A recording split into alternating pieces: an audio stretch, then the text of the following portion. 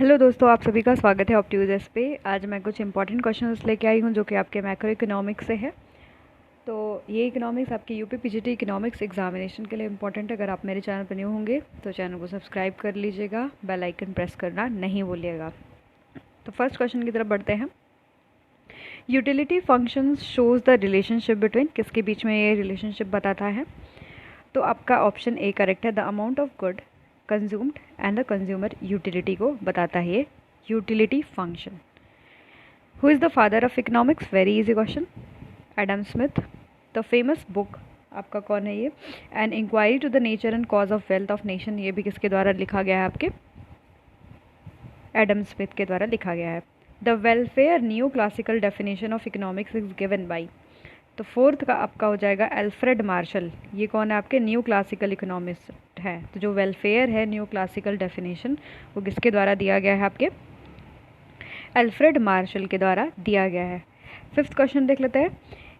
If the income elasticity of demand is 1 the good is, तो कौन सा good हो जाएगा? आपका लग्जरी गुड। ठीक है, elasticity of demand equals to 1 होगा अगर आपका इनकम इलास्टिसिटी ऑफ डिमांड यहाँ पर बोला है। तो याद रखिएगा यहाँ पर क्या हो जाएगा आपका, वो लग्जरी गुड हो जाएगा।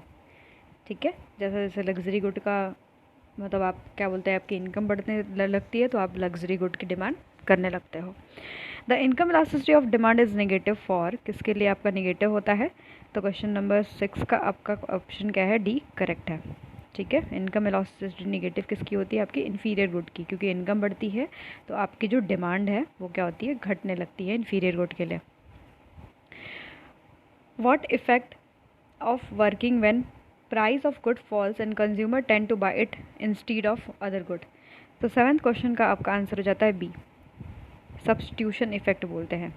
ठीक है, अगर फॉल करता है किसी भी तो हम दूसरे गुड को बाई करने लगते हैं। मान लीजिए किसी गुड की प्राइस बढ़ गई तो हम दूसरे गुड की तरफ शिफ्ट हो जाते हैं क्योंकि उसकी प्राइस क्या है? कम है उसके कंपैरेटिवली, तो उसको हम लोग बोलते हैं सब्स्टिट्यूशन इफेक्ट। ये आपको पता ही हो। The rupees tomorrow is a worth less than rupees today relates with, तो किससे है आपका ये रिलेट करता है? तो डिसकंटिन्यूड प्रिंसिपल। ठीक है, डिसकंटिन्यूइंग प्रिंसिपल से ये रिलेट करता है, डिस्काउंटिंग प्रिंसिपल से। Okay, the basic economic tool of marginal economics does not include, किस इसमें क्या आपका नहीं आता है? तो याद रखिएगा नन ऑफ द एबव, यानी आपके इसमें सारे आ जाते हैं। Principle of time perspective, equimarginal principle and incremental principle आपका आ जाता है। The principle of closely related to marginal cost and marginal revenue of economic theory, तो आपका इसमें आ जाएगा क्वेश्चन नंबर 10 का आंसर। इसको हम लोग क्या बोलते हैं? इंक्रीमेंटल प्रिंसिपल बोलते हैं। ठीक है, जब आपका प्रिंसिपल क्लोजली रिलेटेड किससे होता है? मार्जिनल कॉस्ट से मार्जिनल रेवेन्यू की तरफ। The analysis of the long run and short run effect of decision on revenue as well as cost based on, किस पे डिपेंड करता है आपका? तो आपका प्रिंसिपल ऑफ टाइम पर्सपेक्टिव पे डिपेंड करता है। तो two goods are use jointly provide satisfaction, उसको कौन सा गुड हम लोग बोलते हैं? तो 12 का आपका हो जाता है सी, जो गुड मतलब जॉइंटली सेटिस्फैक्शन दे। ठीक है, जैसे आपका कार हो गया, पेट्रोल हो गया, पेन हो गया और इंक हो गया, तो ये सब क्या आपका जॉइंट सेटिस्फैक्शन है, तो ये कॉम्प्लीमेंट्री गुड हो जाता है। The demand curve slope downward because, क्यों डिमांड कर्व स्लोप डाउनवर्ड करती है? तो आपका 13 का हो जाएगा डी वाला। ठीक है, all of the above of diminishing marginal utility, income effect, substitution effect की वजह से जो आपका डिमांड कर्व है वो डाउनवर्ड स्लोप करता है। The income and substitution effect of price increase work in same direction, the good whose price has changed, उसको हम लोग क्या बोलते हैं? तो 14वां का आपका हो जाता है नॉर्मल गुड के लिए होता है। ठीक है, इनकम आपका इंक्रीज़ करता है फिर भी हम उस गुड का डिमांड करते हैं तो नॉर्मल गुड ही होता है।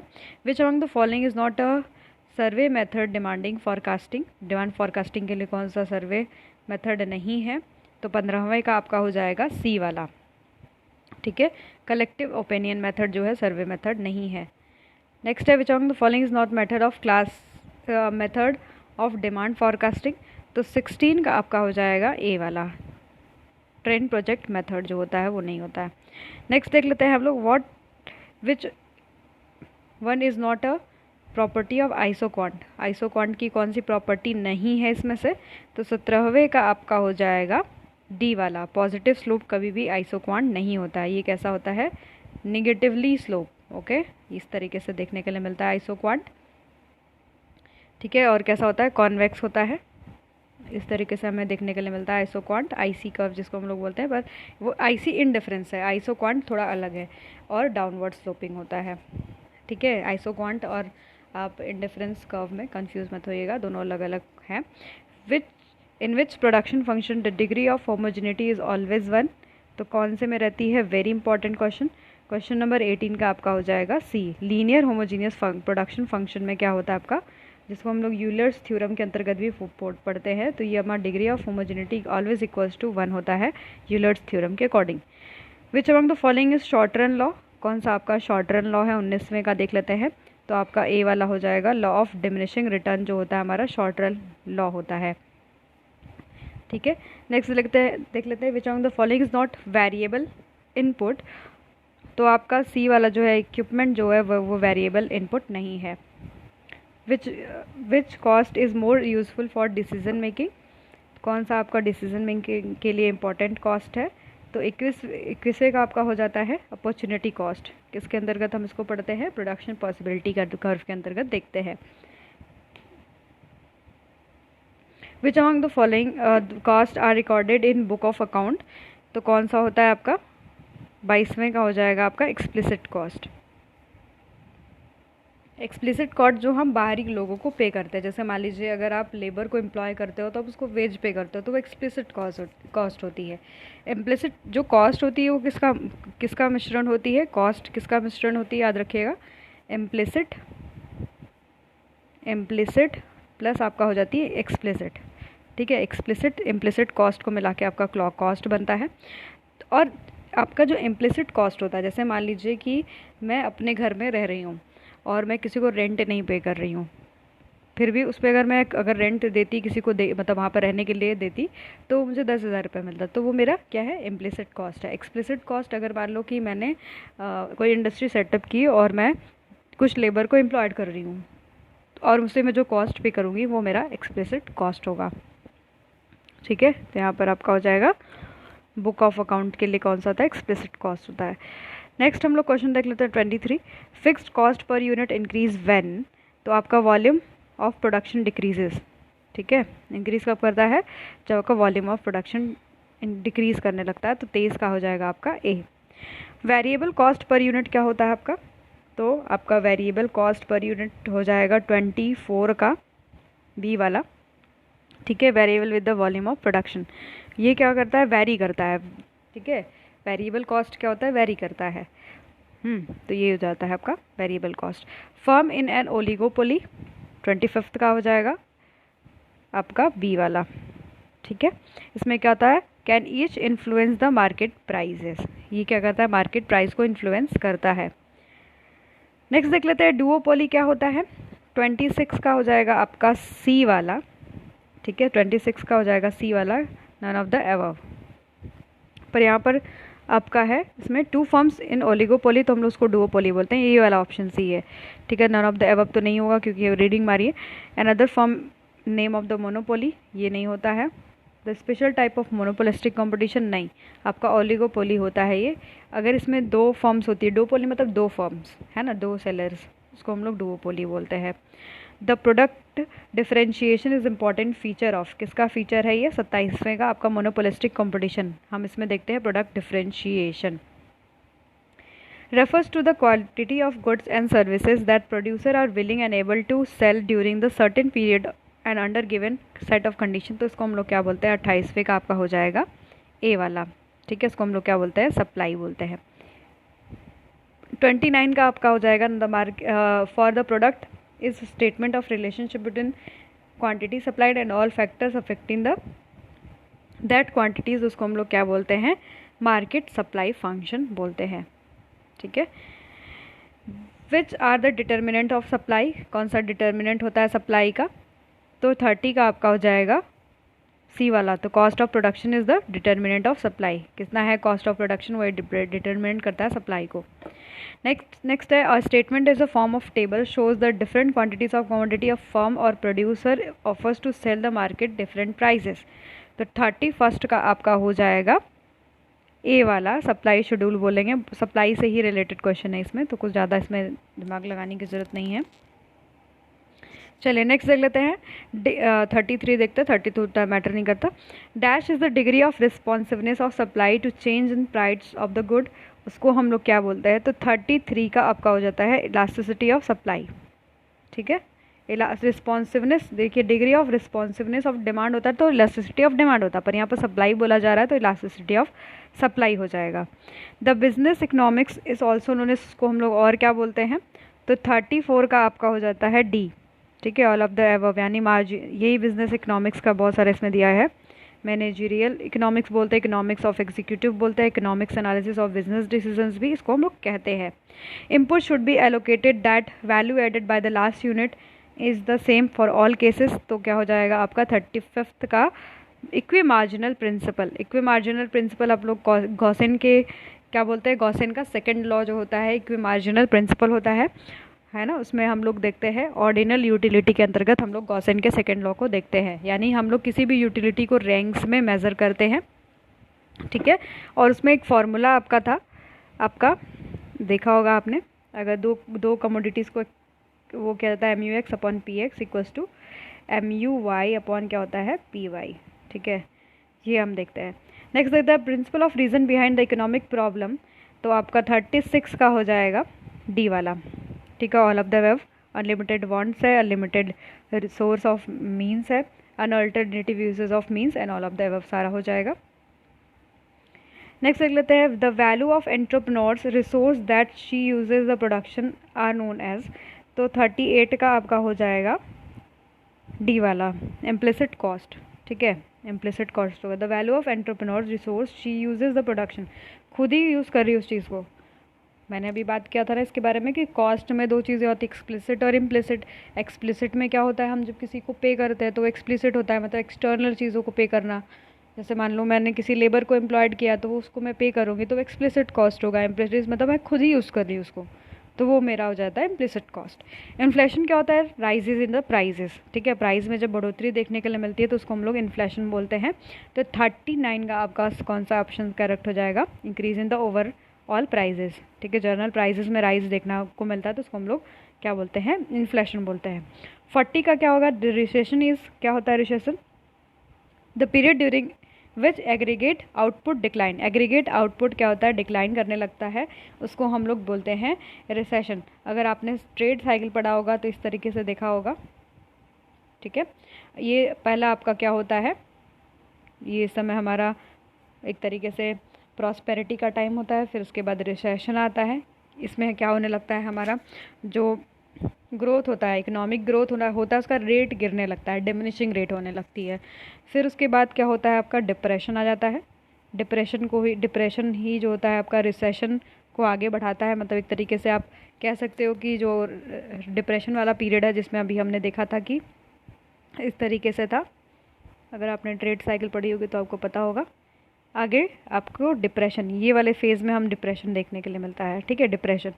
ठीक है, तो इसमें क्या होता है, हमारा डिमांड कम होता है, प्रोडक्शन कम होता है, अनएम्प्लॉयमेंट ज़्यादा होता है, लॉसेस देखने के लिए हमें इकोनॉमी मिलती है। फिर हमारा आता है प्रॉस्पेरिटी, फिर हम लोग वापस चलने लगते हैं अपने क्या बोलते हैं प्रॉस्पेरिटी की तरफ। ठीक है, प्रॉस्पेरिटी की तरफ हम लोग बढ़ने लगते हैं। अगर आपने पढ़ी होगी ट्रेड साइकिल तो आपको ये चीज़ें याद होंगी। ठीक है, रिकवरी जिसको हम लोग बोलते हैं। प्रॉस्पेरिटी तो आपका फर्स्ट होता है ना, यहाँ पर आपका होता है प्रॉस्पेरिटी, फिर आपका यहाँ पर होता है रिसेशन, यहाँ पर डिप्रेशन, और यहाँ पर आपका होता है रिकवरी। याद रखिएगा, मैं प्रॉस्पेरिटी बोल रही थी, सॉरी फॉर दैट। यहाँ आपका होता है रिकवरी। ओके तो आपका जो रिसेशन होता है, रिसेशन में क्या होता है हमारा? 40 का हो जाएगा आपका सी वाला। ठीक है, period during which aggregate output is decline. Opportunity cost मतलब क्या होता है? 41 का क्या हो जाएगा? 41 का हाईएस्ट वैल्यू अल्टरनेटिव फॉरगॉन, यानी हम किसी अल्टरनेटिव फॉरगॉन करते हैं उसको हम बोलते हैं अपॉर्चुनिटी कॉस्ट। नेक्स्ट देख लेते हैं मैनेजरियल आपका इकोनॉमिक्स को और क्या बोला जाता है? 43 का हो जाएगा डी वाला, all of the above. Theory of firm भी बोलते हैं, इसमें हम थ्योरी ऑफ फर्म भी बोलते हैं, एक माइक्रो इकोनॉमिक्स भी बोलते हैं। माइक्रो इकोनॉमिक्स ही आपका मैनेजरियल इकोनॉमिक्स होता है। Theory of firm, economics of firm भी बोला जाता है। Want satisfying power of commodities को हम लोग क्या बोलते हैं? यूटिलिटी। ठीक है, ये तो इजी क्वेश्चन था। यूटिलिटी बोलते हैं, दो पार्ट्स में डिवाइड होता है यूटिलिटी आपका। एक कार्डिनल अप्रोच होता है और एक होता है ऑर्डिनल अप्रोच। कार्डिनल में क्या होता है हम लोग देखते हैं, कार्डिनल अप्रोच जो होता है वो नंबर्स में बताता है और इसकी एक यूनिट भी बताई है यूटिल्स। ऑर्डिनल में रैंक्स में दिखाया जाता है। In economics the desired back by purchasing power is known as, उसको हम लोग क्या बोलेंगे, तो 45 का आपका हो जाएगा बी वाला, उसको हम लोग बोलेंगे डिमांड। डिमांड से भी आपका प्रश्न आता है पेपर में। Demand are 3 essential, desire, purchasing power and क्या होता है आपका 46 का आपका हो जाएगा डी, विलिंगनेस टू परचेज। कितनी इच्छा है आपकी, इससे प्रश्न आपका आया हुआ है पेपर में। Desire, purchasing power and willingness to purchase, ये चीज़ आपके डिमांड को क्रिएट करती हैं।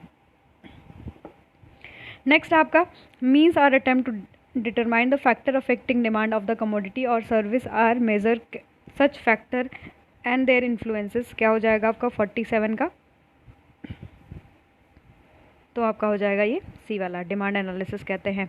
The first law of market क्या होता है 48 का, तो आपका हो जाता है law of demand. Very easy question, ठीक है। क्या क्या मिलके बनता है आपका ये डिमांड जो होता है, तो 49 का आपका हो जाएगा डी वाला, परचेजिंग पावर भी इसमें हम मिला देते हैं, ठीक है। Desire, purchasing power and willingness to pay. Next है the law of demand shows the function relationship between quantity demanded और किसके बीच में दिखाया जाता है आपका 50 का क्या हो जाएगा सी वाला, प्राइस के बीच में रिलेशनशिप दिखाया जाता है।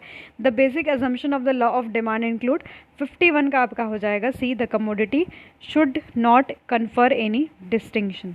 ओके, जनरल डिमांड कर्व क्या होता है आपका 52 का हो जाएगा, एक नेगेटिव स्लोपिंग होती है, इस तरीके से ये डिमांड आपका हो जाता है और ये आपका सप्लाई होता है। पॉजिटिव स्लोपिंग क्या होती है, सप्लाई होती है। Change in demand due to change in price only when the remaining constant क्या होता है आपका 53 का क्या हो जाएगा डी वाला, एक्सटेंशन एंड कॉन्ट्रैक्शन देखने के लिए मिलता है। The quantity demanded of the commodity rise to the fall in the price is called, उसको हम लोग क्या बोलेंगे 54 का आपका हो जाएगा एक्सटेंशन, ठीक है। राइज हो रही है क्योंकि प्राइस क्या हो रही है, फॉल हो रही है। अगर कि कोई किसी चीज़ की क्वांटिटी डिमांड जो है वो बढ़ रही है, क्यों, क्योंकि आपकी प्राइस क्या हो रही है, कम हो रही है, तो उसको हम लोग बोलते हैं extension. The quantity demanded fall due to rise in the prices, उसको हम लोग क्या बोलते हैं कॉन्ट्रैक्शन। ओके, 55 का आपका क्या हो जाएगा डी, क्योंकि आपका डिमांड क्या हो रहा है, फॉल कर रहा है, तो याद रखिएगा कॉन्ट्रैक्शन हो जाता है। ग्रिफिन गुड किस तरीके का गुड होता है, तो 56 का आपका हो जाएगा ए वाला, इन्फीरियर गुड होता है। ग्रिफिन गुड किस तरीके का होता है, इन्फीरियर गुड, बहुत बार ये क्वेश्चन पूछा जाता है। Higher the price of certain luxury articles higher will be the demand, the concept is called, उसको हम लोग क्या बोलेंगे 57 का आपका हो जाएगा वेबलन, जो आपका है वेबलन इफेक्ट बोला जाता है इसको। ये आपका एक्सेप्शन होता है। इसमें क्या होता है हमारा, जितनी ज़्यादा हमारी हायर प्राइजेस हो जाएगी, जैसे ज्वेलरी है, डायमंड की ज्वेलरी, एक पर्टिकुलर क्लास जो होता है वो उसी ब्रांड को पहनता है। अगर उसकी प्राइजेस ज़्यादा रहेगी तो ही वो पहनेगा, अदरवाइज़ अगर उसकी प्राइस कम हो जाएगी तो उसके लिए उनकी वैल्यू कम हो जाती है। तो हम उसको क्या बोलते हैं, वेबलन इफेक्ट बोलते हैं। जबकि डेमोन्स्ट्रेशन इफेक्ट में क्या होता है, हम लोग कॉपी करते हैं किसी चीज़ को, उसको हम लोग क्या बोलते हैं डेमोन्स्ट्रेशन इफेक्ट। ग्रिफिन गुड क्या होता है आपका, एक तरीके का इन्फीरियर गुड होता है। जब हमारी प्राइस बढ़ती है तो आपका इनकम बढ़ती है तो हम उसकी डिमांड भी करते हैं, ठीक है। Demand for milk, sugar, T for making tea is example of किसका आपका डिमांड है, तो 58 का हो जाएगा जॉइंट डिमांड, क्योंकि हमें चाय बनाने के लिए क्या क्या चाहिए, शुगर चाहिए, चाय पत्ती चाहिए, मिल्क भी चाहिए, तो ये हमारा जॉइंट डिमांड होती है, ठीक है। नेक्स्ट हमारा है ये क्वेश्चन हो चुका है, the perfect elasticity is known as, तो आपका 60 का हो जाएगा इनफाइनाइट इलास्टिक बोला जाता है उसको। परफेक्टली इलास्टिक जो होता है इलास्टिसिटी, इसको हम लोग बोलते हैं इनफाइनाइट इलास्टिक बोलते हैं। The perfectly elastic demand curve किस तरीके का होता है आपका, तो 61 का आपका हो जाएगा, 61 का आपका हो जाएगा बी, हॉरिजॉन्टल होता है। ओके, इस तरीके से आपकी डिमांड कब बताई जा रही है, क्योंकि आपके डिमांड में क्या हो रहा होगा, चेंज हो रहा होगा, क्योंकि परफेक्टली इलास्टिक है तो यानी डिमांड बदल रही होगी। इस पर डिमांड है और इस पर क्या है, प्राइस है। इसमें देखिए डिमांड क्या है, बढ़ रही है, पर प्राइस क्या है, चेंज नहीं हो रहा उसमें। तो ये हमारा क्या होता है, परफेक्टली इलास्टिक डिमांड होती है, हॉरिजॉन्टल होती है, याद रखिएगा। Perfectly competitive market individual firm, तो 62 का आपका हो जाएगा ए वाला, can not influence the price of its product. Perfectly competitive market में क्या होता है, प्राइस टेकर होता है, ना कि प्राइस मेकर। तो इस प्राइस टेकर होने की वजह से कोई भी इन्फ्लुएंस नहीं कर सकता है आपके मार्केट में। Perfectly competitive is characterize by को जो परफेक्ट कंपटीशन मार्केट होता है उसमें क्या क्या होता है, large number of buyers and sellers, homogeneous product, free entry and exit. सारा इसमें ऑप्शन क्या है, करेक्ट है। नेक्स्ट देख लेते हैं, the market with single producer. अगर किसी मार्केट में सिंगल प्रोड्यूसर होता है तो उसको हम लोग क्या बोलते हैं, मोनोपोली बोलते हैं, यानी ऑप्शन डी करेक्ट हो जाता है, यानी 64 का आपका हो जाएगा डी वाला। The selling cost of the feature of market form, किसका है ये फीचर, तो मोनोपोलिस्टिक कंपटीशन का है। सेलिंग कॉस्ट किसका फीचर होता है, आपका मोनोपोलिस्टिक कंपटीशन का।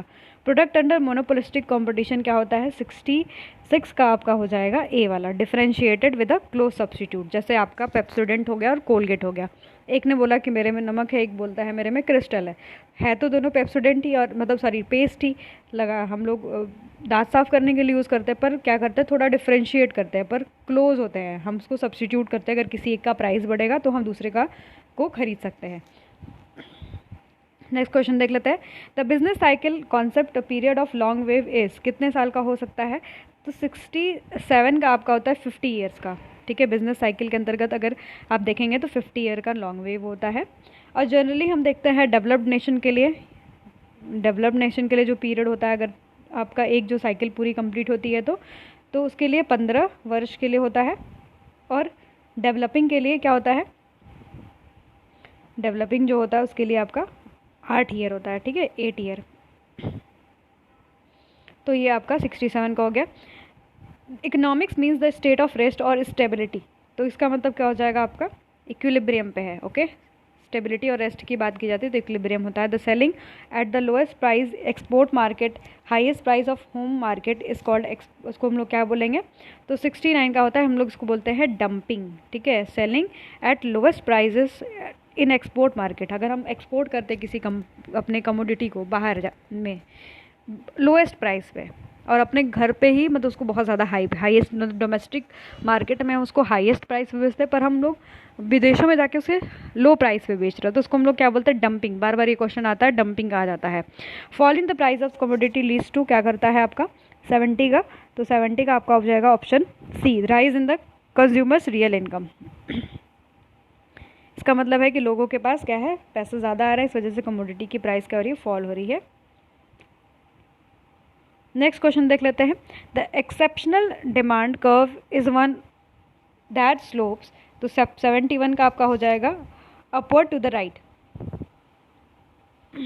ठीक है, which one is not exception of the law of demand, तो 72 का आपका हो जाएगा नॉर्मल गुड, जो होता है एक्सेप्शन नहीं होता है आपका डिमांड के, मतलब जो खिलाफ है लॉ ऑफ डिमांड के ऊपर।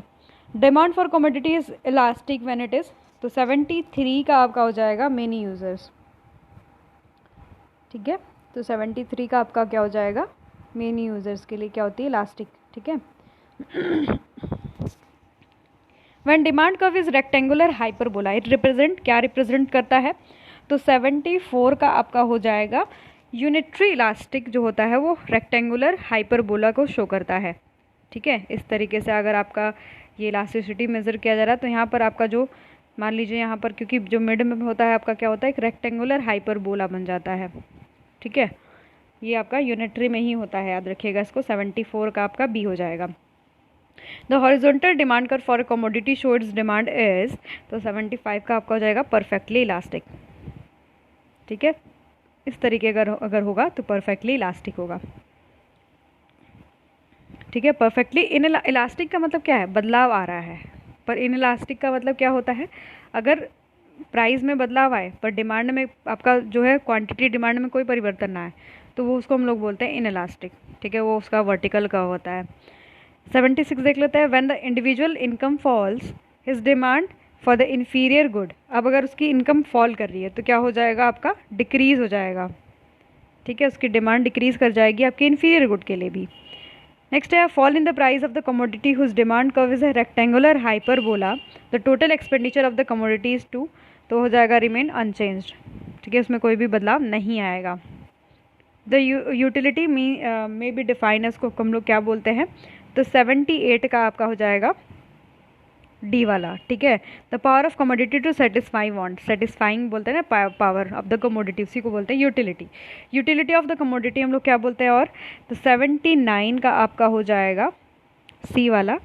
रिलेटिव स्कार्सिटी के कारण क्या होती है, यूटिलिटी डिराइव होती है।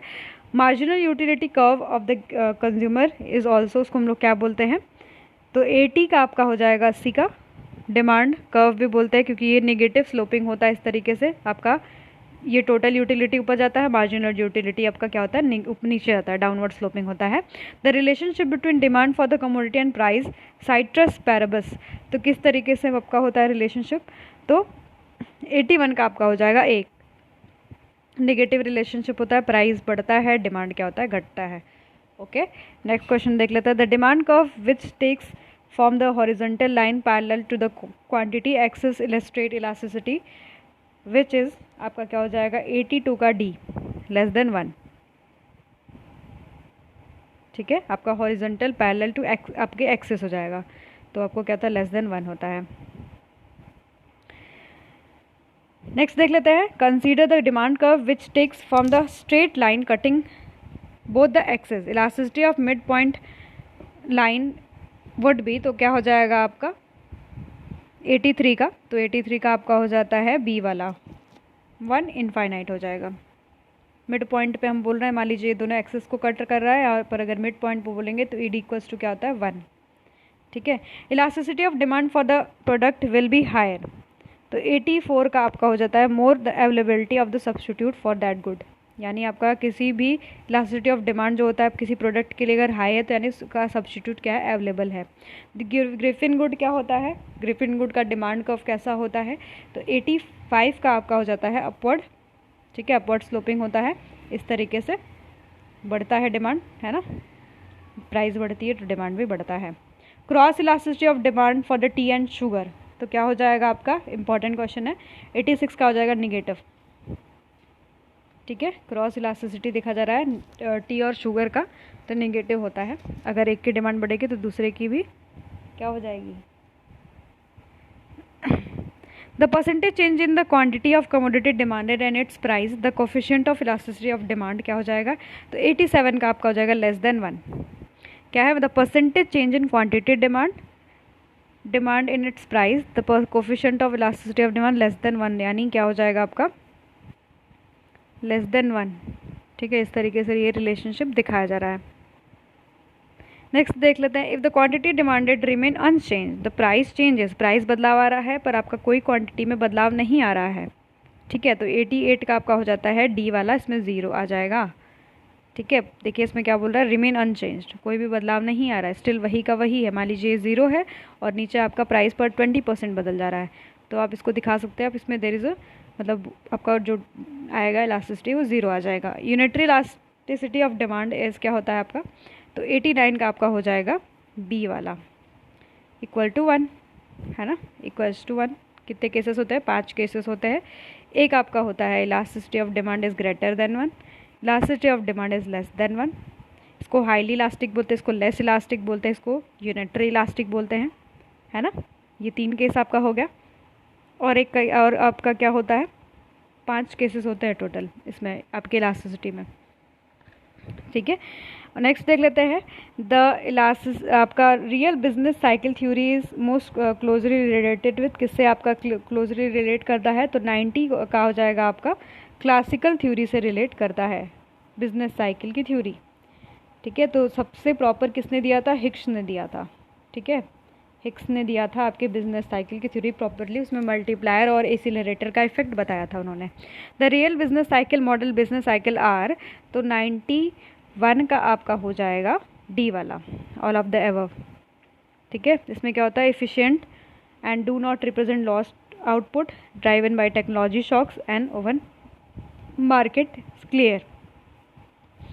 Real business cycle proponent argues that, क्या आर्ग्यू किया था उन्होंने, तो आपका इसका है micro economics should be based on same assumption as micro economics. इन्होंने ये प्रोपोन किया था, मतलब माइक्रो इकोनॉमिक्स जो होता है वो सेम एजम्पशन लेता है माइक्रो इकोनॉमिक्स के रिलेटिवली। इम्प्लिसिट कॉस्ट होता है, क्या होता है, बार बार हम इसको डिस्कस कर रहे हैं, क्या होता है, payment for self employment resources, जो हमने खुद उसको यूज़ कर रहे हो तो उसको हम लोग क्या बोलते हैं, इम्प्लिसिट कॉस्ट बोलते हैं। Law of diminishing return states that, क्या बताता है आपका 94 का बी वाला। ठीक है, a firm uses more the variable resource when the quantity fixed resource and marginal product of the firm is eventually decreases. ठीक है, रिटर्न डिमिनिश होने लगे, कम होने लगे। ठीक है, भले ही हम कितना भी रिसोर्स लगा रहा हो वेरिएबल में, ठीक है, चाहे लेबर लगा रहा हूँ चाहे कैपिटल अब वेरी करवा रहे हैं, पर हमारा जो रिटर्न आ रहा हो वो क्या डिमिनिशिंग रेट से आ रहा हो, तो उसको हम लोग बोलते हैं लॉ ऑफ डिमिनिशिंग रिटर्न बोलते हैं। Law of diminishing return only applies in case where, कहाँ अप्लाई होता है, तो 95 का हो जाएगा आपका सी वाला। There is at least one fixed factor of production, कहाँ अप्लाई होता है, जहाँ पर सिर्फ एक ही आपका फिक्स्ड फैक्टर हो। Marginal product of labour curve shows the change in total product resulting from a 96 का आपका हो जाएगा बी वाला, 1 unit increase in the quantity of particular resource use and holding constant other resources. हम इसमें और constant लेके चलते हैं, पर 1 यूनिट को दिखाते हैं कि इंक्रीज कर रहा है। The total product curve is falling, कब होता है आपका टोटल प्रोडक्ट फॉल करने लगता है, marginal product of the labour क्या होता है, निगेटिव होता है तब। The marginal product for reach maximum, कब रीच मैक्सिमम होता है, when it is said to be total product आपका क्या होता है, तो 98 का हो जाएगा आपका सी। तो total product is increasing if the marginal product is positive. ठीक है, टोटल प्रोडक्ट क्या होता है, इंक्रीज करता है जब मार्जिनल प्रोडक्ट जो होता है हमारा क्या होता है, स्टिल पॉजिटिव होता है। ठीक है, जैसे इसका देख लेंगे, अगर कर्व के हिसाब से देखा जाए तो इस तरीके से आपका बनता है, ये हमारा टीपीपी होता है टोटल प्रोडक्ट, और मार्जिनल प्रोडक्ट हमारा इस तरीके से बनता है अगर देखा जाएगा तो। ठीक है, स्टार्टिंग में क्या होता है, इंक्रीज करता है, फिर डिमिनिश होता है, फिर क्या होता है आपका निगेटिव होने लगता है ना, इस तरीके से हमने देखा होगा।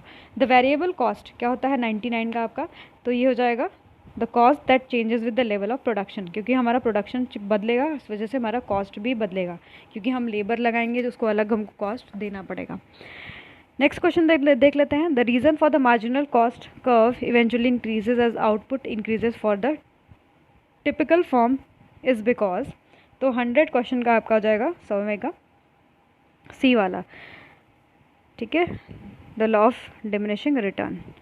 The short run average variable cost of production of the firm is rising, then this indicate that, ये क्या बताता है आपका, तो 101 का हो जाएगा आपका C. Marginal cost is ever to the average variable cost, जब आपका मार्जिनल कॉस्ट जो होता है आपके एवरेज वेरिएबल कॉस्ट के होता है, तो शॉर्ट रन में variable cost of production is rising.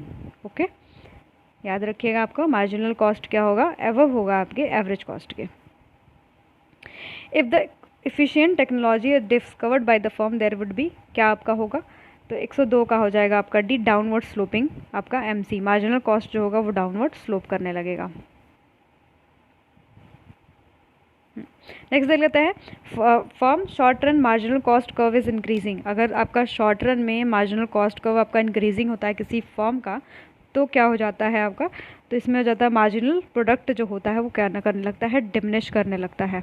ठीक है, हमारा कॉस्ट तो ज़्यादा लग रहा है, हम ज़्यादा लेबर को एम्प्लॉयड कर रहे हैं, ज़्यादा कैपिटल लगा रहे हैं, पर हमारा प्रोडक्ट क्या होता है, डिमिनिशिंग रेट से आने लगता है। हमने ये चीज़ देखा है स्टार्टिंग में भी, मतलब मैंने ज़्यादा डिस्कस नहीं किया इसके बारे में, पर आप लोगों ने अगर पढ़ा होगा तो आपको याद होगा, ये टीपीपी होता है जो कि आपका स्टार्टिंग में बढ़ता है, फिर क्या होता है थोड़ा सा घटता है डिमिनिशिंग रेट से, फिर थोड़ा निगेटिव होने लगता है, फिर आपका जो मार्जिनल प्रोडक्ट होता है उस तरीके से फिर क्या होने लगता है, घटने लगता है ना, ये आपका होता है। तो इसमें हम देख सकते हैं हमारा कॉस्ट तो हम लगाते जा रहे हैं भाई, बढ़ाते जा रहे हैं लगातार, फिर बाद में हमारा जो ये आपका मार्जिनल प्रोडक्ट है वो क्या होने लगता है, डिमिनिश यानी डिक्रीजिंग होने लगता है। The firm encountering economies of scale over some range of output will have a, तो 104 का आपका हो जाएगा बी वाला, falling long run average cost curve. आपका long run average cost curve क्या होता है, फॉल करने लगता है। The firm doubles its input and find the its output has more than double, this is called, हम लोग उसको क्या बोलेंगे, 105 का आपका हो जाएगा इकोनॉमीज ऑफ स्केल बोलेंगे। ठीक है, firm doubles its input, input double कर रही है, find that output has more than double, अगर मान लीजिए उसने 2 लगाया और वो कमा कितना रहा आउटपुट लगा के 8, उसे दो उसने इनपुट लगाया पर उसे 8 आउटपुट मिल रहा है, तो डबल से ज़्यादा मिल रहा है, 2 का क्या होता है 4 होता है, पर उसे 8 मिल रहा है, तो उसको हम लोग क्या बोलते हैं, इकोनॉमीज ऑफ स्केल बोलते हैं। ये कुछ क्वेश्चंस हैं दूसरे सॉल्व करने वाले। Economies and this economies of explain by why the, तो ये क्या एक्सप्लेन करता है, तो 108 का आपका हो जाएगा। इसमें क्या क्वेश्चन पहले देख लेते हैं ध्यान से। Economies and diseconomies of scale explain, तो ये क्या एक्सप्लेन करता है, long run average total cost curve typically U shaped, तो हमें यह बताता है आपका जो long run average cost curve होता है वो क्या होता है, यू शेप्ड होता है। ठीक है, ABC जो आपका आपका टोटल कॉस्ट, ATC जो होता है टोटल कॉस्ट यू शेप्ड होता है लॉन्ग रन में। नेक्स्ट देख लेते हैं 109, the surplus is a condition of, क्या होता है सरप्लस में, तो 109 का आपका हो जाएगा excess of supply. The effect of sales of increasing in price is decrease in, क्या डिक्रीज होता है, तो 110 का हो जाएगा आपका बी, डिमांड में डिक्रीमेंट देखने के लिए मिलता है। The quantity of X supplied can be expected to rise with fall in, तो 111 का आपका हो जाएगा बी वाला, price of X. The firm under perfect competitive market generally are, क्या होता है, प्राइस टेकर होता है। ये तो बहुत ईजी क्वेश्चन है। The concept of product differentiation is produced by, आपके किसने प्रोड्यूस किया है, किसने बताया, इंट्रोड्यूस किया है, तो 113 का हो जाएगा आपके चैम्बरलिन के द्वारा जो कॉन्सेप्ट है आपका प्रोडक्ट डिफरेंशिएशन वो बताया गया है। The architect theory of monopolistic competition किसके द्वारा दी गई है, 114 का, तो हो जाएगा आपके डी वाला चैम्बरलिन। तो कॉन्सेप्ट ऑफ आपका मोनोसोमी जो होता है वो इन्वेंटेड बाय किसके द्वारा किया गया है, तो इसका भी ऑप्शन क्या हो जाएगा, डी वाला, मिसेस जो है जॉन रॉबिन्सन के द्वारा किया गया है। मोनोसोमी का मतलब क्या होता है, सिंगल बाय आपका होता है बायर। ठीक है, मोनोपोली में क्या होता है, सिंगल सेलर, पर मोनोसोमी क्या होती है, single buyer. The cost has already been committed and can not be recovered known as, उसको हम लोग कौन सा कॉस्ट बोलते हैं, तो संक कॉस्ट। ठीक है, ये क्या होता है, कमिट कर दिया गया है पर कैन नॉट बी रिकवर्ड, कभी भी रिकवर्ड नहीं किया जा सकता है, लगा दिया गया पर वापस नहीं ला सकता, उसको हम लोग संक कॉस्ट बोलते हैं, डूबने वाला। It is situation of several falling in price lowest level of economic activity, तो 117 का हो जाएगा आपका डिप्रेशन। डिप्रेशन कौन सा स्टेज होता है आपका, थर्ड वाला, अगर आपने ट्रेड साइकिल पढ़ी होगी तो यहाँ पर हमें देखने के लिए मिलता है। इसमें क्या होता है, रिसेशन कंटिन्यू रहता है आपका। ठीक है, तो इस वजह से डिप्रेशन और रिसेशन का कैरेक्टरिस्टिक कुछ सेम रहता है। ठीक है, इसमें देखिए क्या होता है, falling in price lowest level of economic activity होता है। अब कुछ और क्वेश्चन बचा हुआ है, is situation with increase investment and increase price, अगर इंक्रीज आपका इन्वेस्टमेंट भी होता है प्राइस भी इंक्रीज करती है, तो 118 का आपका हो जाता है बून के पीरियड में। ठीक है, स्टार्टिंग जो होता है प्रॉस्पेरिटी जिसको बोलते हैं बून। ठीक है, नेक्स्ट है the graph indicating different combination of input with different level of output, उसको हम लोग क्या बोलेंगे, 119 का आपका हो जाएगा डी, आइसोकॉन्ट मैप। अगर डिफरेंट लेवल ऑफ, देखिए आपका इसमें इस तरीके से होता है, मैंने अभी बताया था कि आपका कॉन्वेक्स टू द ओरिजिन होता है, नेगेटिव स्लोपिंग होता है। ठीक है, इसमें क्या बताया जाता है, किसके बीच में relationship, input and different level of output के बीच में रिलेशनशिप दिखाया जाता है। लास्ट क्वेश्चन हमारा, iso cost line indicate the price of, क्या दिखाता है, 120 का आपका हो जाएगा इनपुट। ओके, तो ये हमारा पूरा रहा कुछ माइक्रो इकोनॉमिक्स के क्वेश्चन। अगर आपको ये सीरीज़ पसंद आ रही हो तो please like share and subscribe करना ना भूलिएगा, और कमेंट सेक्शन में ज़रूर बताइएगा कि वीडियो आपको कैसा लगा। धन्यवाद।